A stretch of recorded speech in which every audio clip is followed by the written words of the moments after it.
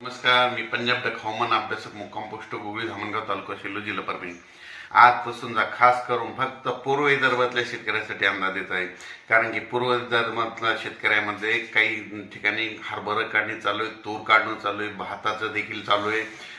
म्हणून खास करून पूर्व विदर्भातल्या शेतकऱ्यांनी हा अंदाज लक्षात घ्यायचा.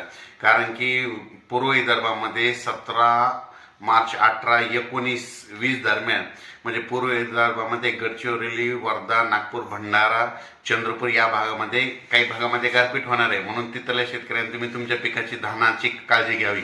त्याच्यानंतर तो पाऊस पूर्व विदर्भापासून पश्चिम विदर्भापर्यंत येणार आहे. तर तुम्हाला सांगतो कोणत्या कोणत्या भागापर्यंत पाऊस पडणार आहे. म्हणून हा अंदाज सर्व पूर्व आणि पश्चिम विदर्भातले खास करून शेतकऱ्यांनी घ्यायचं. सांगायचं झालं तर पूर्व विदर्भामध्ये वर्धा, नागपूर, भंडारा, गोंदिया, चंद्रपूर तसेच यवतमाळ, नांदेडपर्यंत तो पाऊस येईल. त्याच्यानंतर हिंगोलीच्या जवळपास थोडा येणार आहे. त्याच्यानंतर अमरावती, अकोट, अचलपूर, वरुड या भागापर्यंत पाऊस येणार आहे. अकोल्यापर्यंत थोडा पाऊस येणार आहे. म्हणजे जास्त काही पश्चिम विदर्भाकडे पाऊस येणार नाही. बुलढाण्याकडे थोडे थेंबे येतील म्हणून हे अंदाज लक्षात घ्यायचा.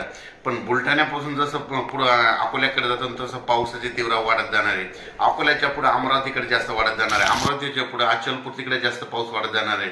आणि त्याच्यानंतर वर्ध्याच्या पलीकडे मात्र वर्धा, नागपूरकडे मात्र गारपीट होणार आहे. म्हणून त्या शेतकऱ्यांनी अंदाज लक्षात घ्यायचा.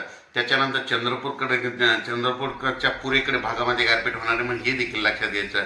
फक्त पूर्व विदर्भातच गारपीट होणार आहे. ते चंद्रपूर आणि छत्तीसगडकडं तर खूपच मोठ्या प्रमाणात गारपीट होणार आहे.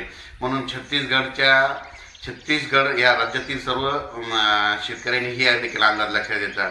पण पूर्व विदर्भ आणि पश्चिम विदर्भामध्येच हा पावसाचा पूर्व विदर्भात जास्त पाऊस, पश्चिम विदर्भात तुरळक ठिकाणी पाऊस म्हणून हा अंदाज घ्यायचा. वातावरणात झाला तर